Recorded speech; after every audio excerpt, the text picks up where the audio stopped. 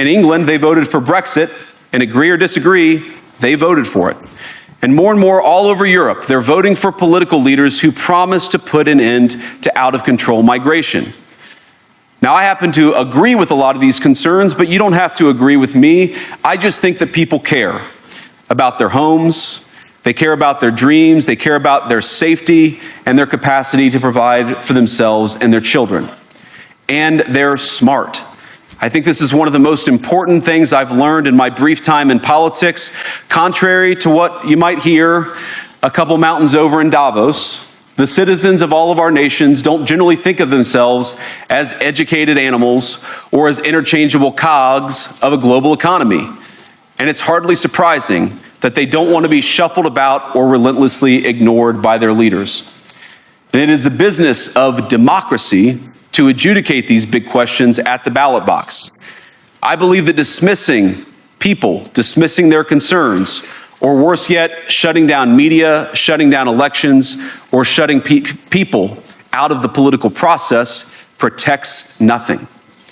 In fact, it is the most surefire way to destroy democracy. And speaking up and expressing opinions isn't election interference. Even when people express views outside your own country, and even when those people are very influential. And trust me, I say this with all humor, if American democracy can survive 10 years of Greta Thunberg scolding, you guys can survive a few months of Elon Musk. But what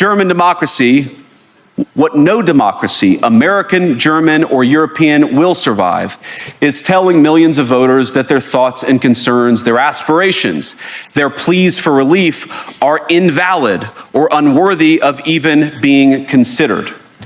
Democracy rests on the sacred principle that the voice of the people matters. There's no room for firewalls. You either uphold the principle or you don't.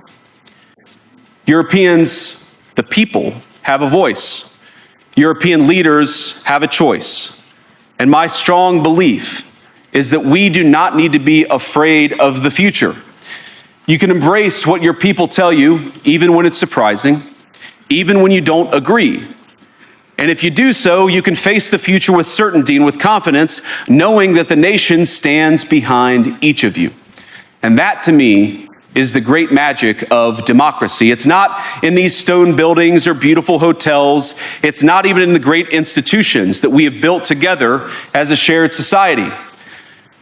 To believe in democracy is to understand that each of our citizens has wisdom.